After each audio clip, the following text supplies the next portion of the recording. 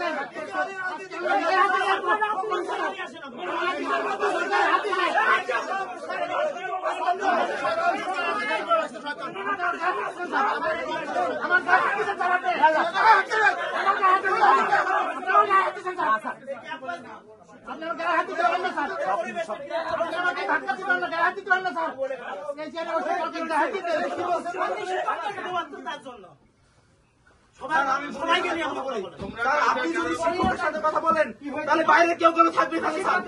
আপনি যদি শিক্ষকদের সাথে যদি কথা বলেন বাইরে কেউ কেন এখানে থাকবে?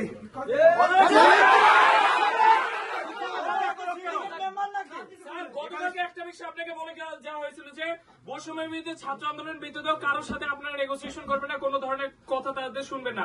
আজকে ছাত্রদের সাথে যখন বক্তব্য হচ্ছে তখন বাইরে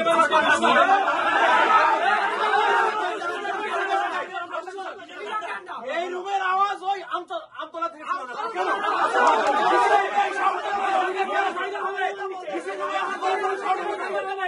এইখানকার আওয়াজ চলে যাচ্ছে আমতলা পর্যন্ত। না, আমি তো থামাচ্ছি এদেরকে। আমি মনে হচ্ছে এখানে যুদ্ধ চলছে। এই ধৃষ্টতাকে কার এত কেন স্যার একজন কিসের সাথে একজন যোগ্য মানুষকে একটা উপাধি দিবে, জামাত করবে, এগুলো কোন ধরনের কথা? স্যার আমি যে একটা কথা বলি স্যার,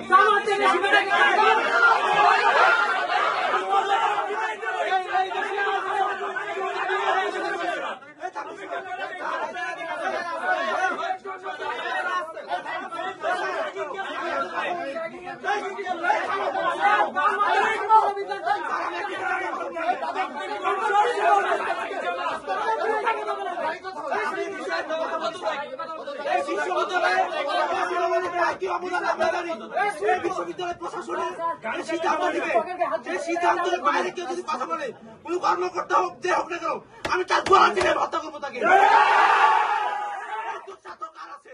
যে এই আন্দোলনে যে কর্মকর্তা এখন চিল্লাচিল্লি করতেছে আমি তাদের অবস্থান জানি।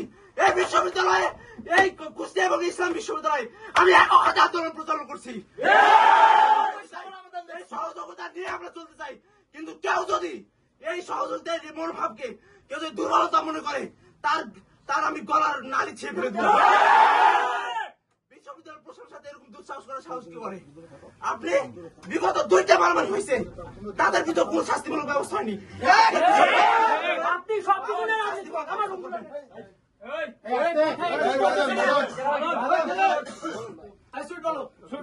স্যার আমার সব কথা হচ্ছে এই কথাগুলো আমরা জানি, কিন্তু আজকে আমবাগান থেকে যেভাবে দেখলাম এটা আমাদের জন্য খুবই লজ্জাজনক।